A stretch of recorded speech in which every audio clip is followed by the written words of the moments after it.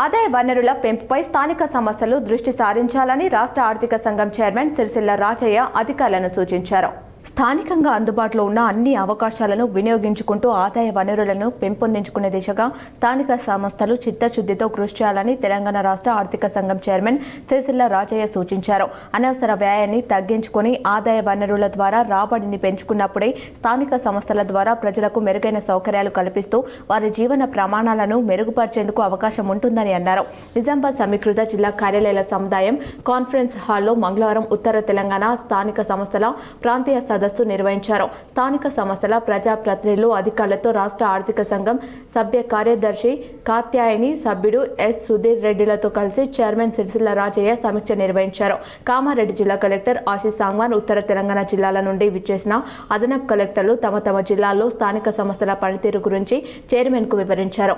నగరపాలక సంస్థలు, మున్సిపల్ పట్టణాలు, గ్రామ పంచాయతీలలో పారిశుద్ధ్యం, తాగునీటి సరఫరా, వీధి దీపాలు, తడి పొడి చెత్త సేకరణ, పచ్చదనం పెంపు, పన్ను వసూలు, స్వయం ఉపాధి పథకాల అమలు, ప్రజల జీవన ప్రమాణాల పెంపు కోసం కొనసాగుతున్న కార్యక్రమాలు, గ్రాంట్స్ రూపంలో సమకూరుతున్న ఆదాయం, ఇతర మార్గాల ద్వారా స్థానిక సంస్థలకు అందుతున్న రాబడి తదితర అంశాలను పవర్ పాయింట్ ప్రజెంటేషన్ ద్వారా వివరించారు. ఈ సందర్భంగా రాష్ట్ర ఆర్థిక సంఘం చైర్మన్ సిరిసిల్ల రాజయ్య మాట్లాడుతూ గ్రామ స్వరాజ్యమే దేశ స్వరాజ్యమని గుర్తు చేశారు.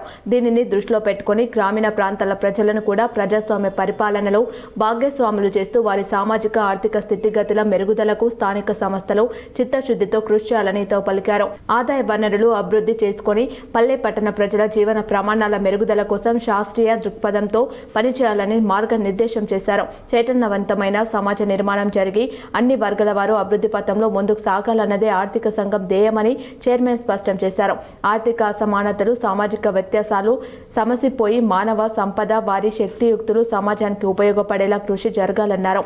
ఈ దిశగా ప్రజలకు ప్రభుత్వానికి కమిషన్ వారధిగా నిలుస్తూ సామాజిక అభ్యున్నతి కోసం చేపట్టాల్సిన చర్యలపై ప్రభుత్వానికి నివేదిక రూపంలో ఫైనాన్స్ కమిషన్ సూచనలు చేస్తుందని రాజయ్య తెలిపారు.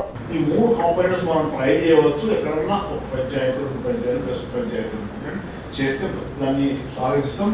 మూడో పాయింట్ ఏంటంటే ప్రతి ఊళ్ళో 2-3 అంశాలు క్విక్. ఒకటి ఏంటంటే చికెన్ వేస్ట్ ఉందా, చికెన్ వేస్ట్, చికెన్ సాటం ఉన్నాయి ప్రతి ఊళ్ళో. చికెన్ వేస్ట్ అట్టిగా వాడేస్తాను, అది న్యూసెన్స్ అవుతాను. దాన్ని కలెక్ట్ చేస్తాను. 2 పంచాయతీలు 3 పంచాయతీలు టీమ్ అయ్యి దాన్ని వేరే వేసి దాన్ని పంపించే కార్యక్రమం, అట్లనే మెడికల్ వేస్ట్ వేరే వేసి పంపించే కార్యక్రమం చేస్తే కొంత మనకు ఆదాయం మెరుగయ్యే అవకాశం ఉంటుంది. తర్వాత దసరాకు, దీవాళికి, ఉత్సవాలకు నేను వచ్చిన ఇంకోటి పెద్ద పెద్ద ఫ్లెక్సీలు ఊళ్ళో లేస్తాను. ఆ వేసే ఫ్లెక్సీలకి ఏమైనా వసూలు చేస్తాను. ఫీట్ కిందనో, స్క్వేర్ ఫీట్ కిందనో, ఇంచు కిందనో వసూలు చేస్తాం.